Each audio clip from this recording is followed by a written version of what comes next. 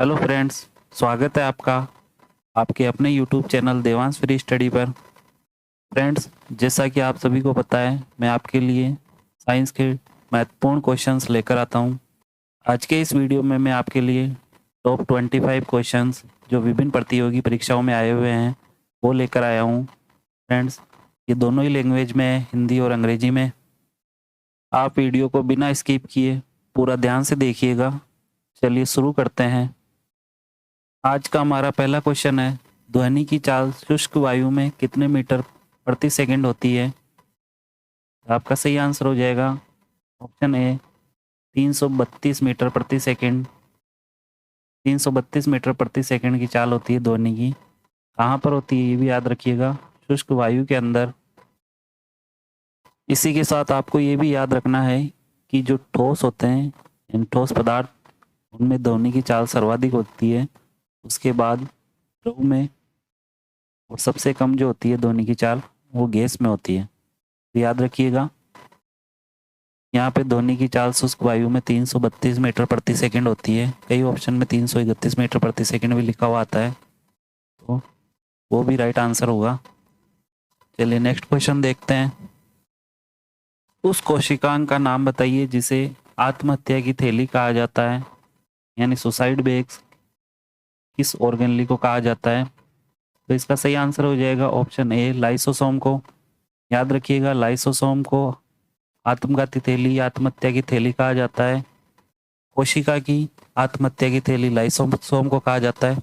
Lysosome में अपघटनकारी enzymes पाए जाते हैं जिनकी वजह से ये पूरी कोशिका को ही नष्ट कर देते हैं, इसलिए इन्हें आत्महत्या की थैली कहा जाता है। इंपॉर्टेंट क्वेश्चन है, याद रखिएगा। इसके अलावा राइबोसोम होते हैं, इन्हें प्रोटीन की फैक्ट्री कहा जाता है। माइटोकॉन्ड्रिया कोशिका का पावर हाउस कहलाता है। और हरित लवक जो होते हैं वो पौधों में पाए जाते हैं, याद रखिएगा। चलिए नेक्स्ट क्वेश्चन देखते हैं। एक ही अणुसूत्र वाले विभिन्न यौगिकों को क्या कहा जाता है? तो इसका सही आंसर हो जाएगा ऑप्शन बी समावयवी। एक ही अणुसूत्र वाले यौगिकों को समावयवी कहा जाता है। इनको अंग्रेजी में आइसोमर्स भी कहा जाता है, याद रखिएगा। आइसोमर्स ऐसे यौगिक होते हैं जिनके अणुसूत्र तो समान होते हैं, परंतु भौतिक और रासायनिक गुण इनके अलग अलग होते हैं, जिन्हें आइसोमर्स या समावयवी कहा जाता है। इसके अलावा समस्थानिक आइसोटोप्स कहलाते हैं। समस्थानिक एक ही तत्व के परमाणु जिनकी परमाणु संख्या समान होती है परंतु इनका परमाणु भार भिन्न भिन्न होता है, वो सब समस्थानिक कहलाते हैं, याद रखिएगा। हाइड्रोजन के 3 समस्थानिक होते हैं। नेक्स्ट क्वेश्चन है, सार्वत्रिक विलायक किसे कहा जाता है? Universal solvent. तो इसका सही आंसर हो जाएगा ऑप्शन सी जल। जल को सार्वत्रिक विलायक या यूनिवर्सल सॉल्वेंट कहा जाता है, याद रखिएगा। इंपॉर्टेंट क्वेश्चन है ये भी। चलिए नेक्स्ट क्वेश्चन देखते हैं। लाफिंग गैस या हंसाने वाली गैस का वैज्ञानिक नाम क्या है? तो इसका सही आंसर हो जाएगा option C nitrous oxide. Nitrous oxide को लाफिंग गैस या हंसाने वाली गैस कहा जाता है। इसका अणुसूत्र ध्यान रखिएगा, N2O होता है, याद रखिएगा। लाफिंग गैस या हंसाने वाली गैस नाइट्रस ऑक्साइड कहलाती है। चलिए नेक्स्ट क्वेश्चन देखते हैं। किस तत्व को सबसे कठोर माना जाता है, उसका नाम बताइए। तो यहाँ 4 ऑप्शन दिए हुए हैं। ऑप्शन ए कांच, ऑप्शन बी लोहा, ऑप्शन सी पत्थर, ऑप्शन डी हीरा। तो इन चारों ऑप्शन में सबसे कठोरतम तत्व जो है वो हीरा है, यानी आपका सही आंसर हो जाएगा हीरा। कठोरतम पदार्थ माना जाता है यानी हीरे को, याद रखिएगा। चलिए नेक्स्ट क्वेश्चन देखते हैं। क्वेश्चन है, उस गैस का नाम बताइए जो वायुयान के ट्यूब में या टायर में भरी जाती है। आपका सही आंसर हो जाएगा ऑप्शन बी हीलियम। वायुयान के टायर ट्यूब में जो गैस भरी जाती है वो उसको हीलियम कहा जाता है। हीलियम अक्रिय गैस होती है, याद रखिएगा, और हल्की होती है, जिसकी वजह से ये वायुयान के टायर ट्यूबों में भरी जाती है ताकि वो आसानी से उड़ सके। ये भी इम्पोर्टेंट क्वेश्चन है और कई बार परीक्षाओं में पूछा गया है, याद रखिएगा। वायुयान के ट्यूबों में भरी जाने वाली गैस हीलियम होती है। चलिए नेक्स्ट क्वेश्चन देखते हैं। मनुष्य में गुणसूत्रों की कुल संख्या कितनी पाई जाती है, यानी क्रोमोसोम्स की संख्या? तो इसका सही आंसर हो जाएगा ऑप्शन डी 46। मनुष्य में कुल 46 गुणसूत्र पाए जाते हैं। इनको 23 जोड़े गुणसूत्र भी कहा जाता है, याद रखिएगा। 23 जोड़े गुणसूत्र। इसके अलावा जो 23 जोड़े गुणसूत्र होते हैं उसमें 22 जोड़े गुणसूत्र जो होते हैं उनको 22 जोड़े का मतलब हो गया 44। इनको अलिंगी गुणसूत्र या कायिक गुणसूत्र भी कहा जाता है। कायिक गुणसूत्र।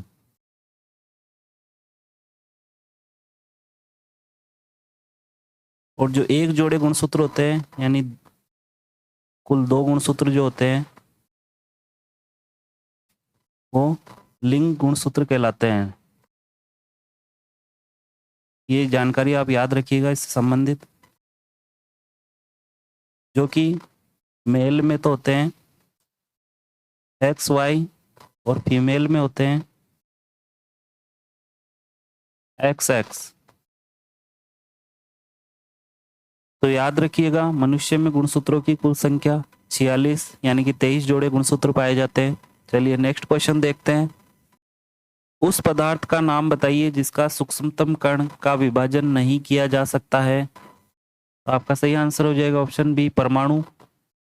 परमाणु किसी पदार्थ का वह सूक्ष्मतम कण है जिसका और विभाजन नहीं किया जा सकता है। परमाणु में पाए जाते हैं इलेक्ट्रॉन, प्रोटॉन और न्यूट्रॉन। याद रखिएगा परमाणु में इलेक्ट्रॉन, प्रोटॉन और न्यूट्रॉन पाए जाते हैं और ये पदार्थ का सबसे सूक्ष्मतम कण है जिसका विभाजन नहीं किया जा सकता। चलिए नेक्स्ट क्वेश्चन देखते हैं। निम्न में से मछलियों के श्वसन अंग कौन से होते हैं? ऑप्शन देखिएगा। ऑप्शन ए फेफड़े, option B gills, option C त्वचा, ऑप्शन डी वातरंध्र। तो इसका सही आंसर हो जाएगा ऑप्शन बी गिल्स। मछलियों के जो श्वसन अंग होते हैं यानी जिससे वह सांस लेते हैं वो गिल्स कहलाते हैं, जिनको गलफड़े या इनको क्लोम भी कहा जाता है। याद रखिएगा ये मछलियों के श्वसन अंग होते हैं। याद रखिएगा इंपॉर्टेंट क्वेश्चन है ये भी। मछलियों के श्वसन अंग गिल्स, गलफड़े या क्लोम कहलाते हैं। फेफड़े स्तनधारी वर्ग के होते हैं यानी मनुष्य, अन्य जीव जंतु जो होते हैं उनमें फेफड़े पाए जाते हैं श्वसन के लिए। चलिए नेक्स्ट क्वेश्चन देखते हैं। स्तनधारी वर्ग में रक्त का सबसे अधिक तापमान किस जंतु में पाया जाता है? आपका सही आंसर हो जाएगा ऑप्शन बी बकरी। बकरी में स्तनधारी वर्ग में रक्त का सबसे अधिक तापमान पाया जाता है। याद रखिएगा इंपॉर्टेंट क्वेश्चन है। चलिए नेक्स्ट क्वेश्चन देखते हैं। स्तनधारियों का हृदय कितने कोष्ठ का बना होता है? आपका सही आंसर हो जाएगा ऑप्शन बी 4। स्तनधारियों का जो हृदय होता है वो 4 कोष्ठ से बना होता है, जिसमें 2 तो आलिंद होते हैं और 2 ही नीले पाए जाते हैं। याद रखिएगा स्तनधारियों का हृदय 4 कोष्ठ से बना होता है। चलिए नेक्स्ट क्वेश्चन देखते हैं। लड़का कब पैदा होता है यानी लड़के का जन्म कब होता है? ऑप्शन देखिएगा जब X गुणसूत्र Y गुणसूत्र से मिलता है, ऑप्शन बी जब X गुणसूत्र से मिलता है, ऑप्शन सी जब Y गुणसूत्र से मिलता है, ऑप्शन डी इनमें से कोई नहीं।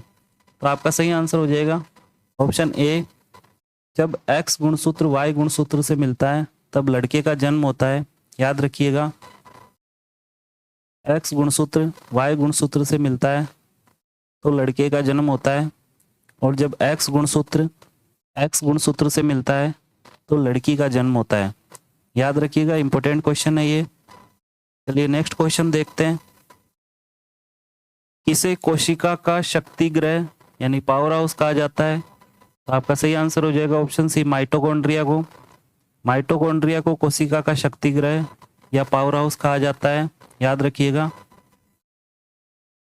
माइटोकॉन्ड्रिया कोशिका में एटीपी के रूप में ऊर्जा संश्लेषण का कार्य करते हैं, इसलिए इन्हें कोशिका का शक्तिग्रह कहा जाता है। याद रखिएगा इसके अलावा लाइसोसोम, इनको कोशिका की आत्मघाती थैली यानी सुसाइडल बैग्स कहा जाता है।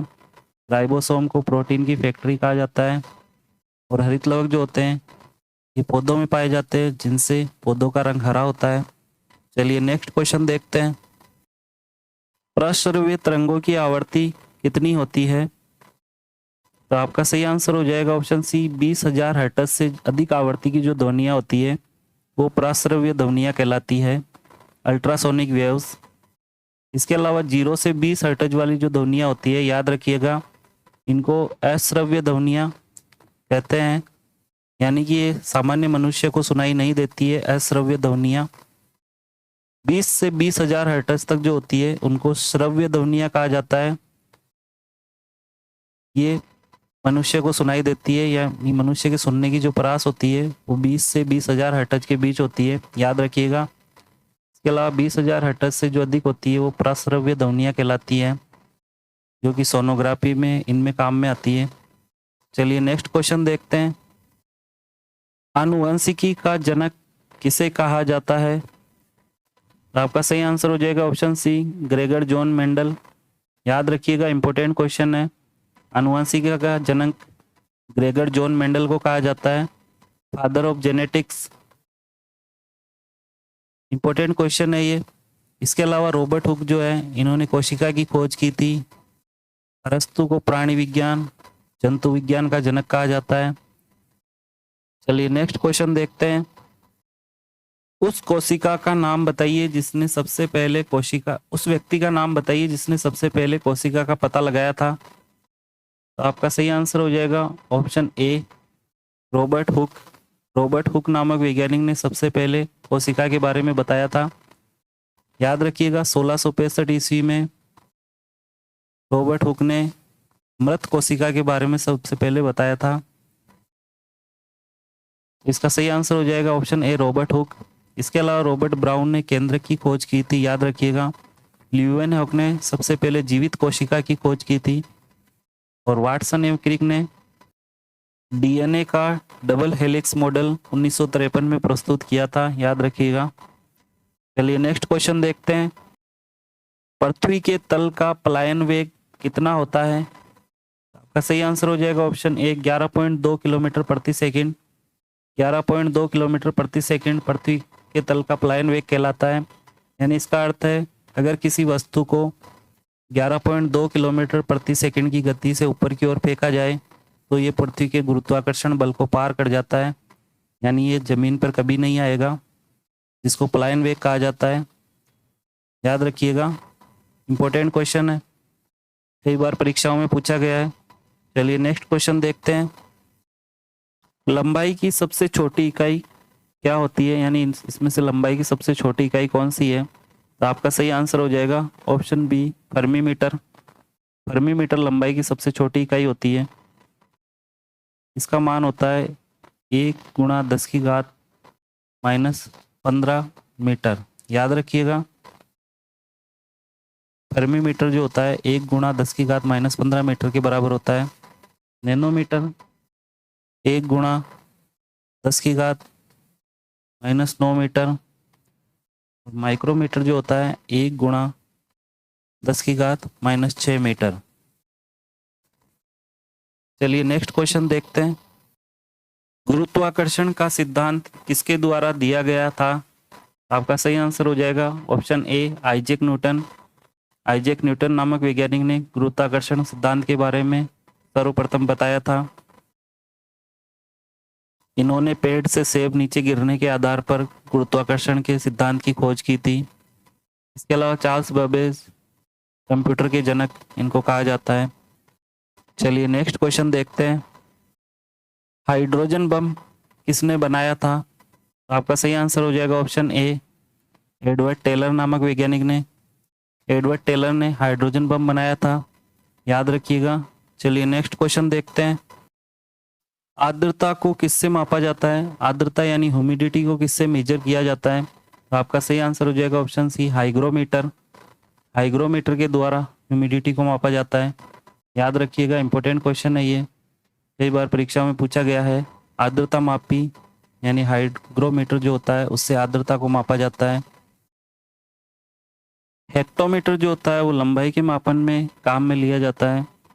लेक्टोमीटर दूध की शुद्धता मापने के लिए काम में लिया जाता है, याद रखिएगा।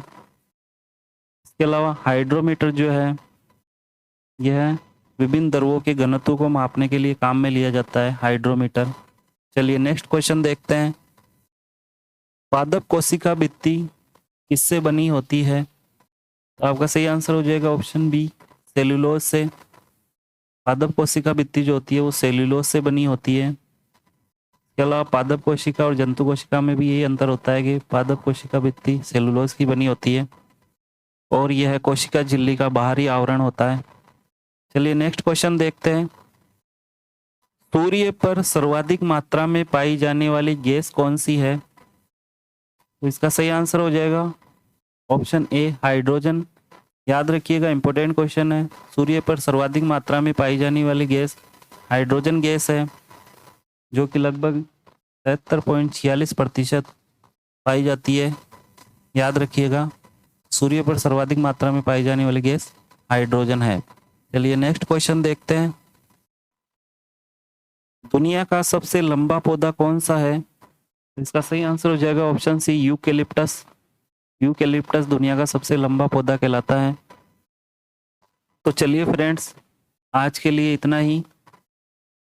अगर ये वीडियो आपको अच्छा लगा हो तो प्लीज़ इसको लाइक करना, और अगर चैनल पर नए हैं तो चैनल को सब्सक्राइब करें और दूसरों को भी वीडियो को शेयर करें। इसके अलावा आपके कितने क्वेश्चंस इनमें से सही हुए हैं कमेंट करें। तो चलिए मिलते हैं नेक्स्ट वीडियो में, तब तक के लिए जय हिंद,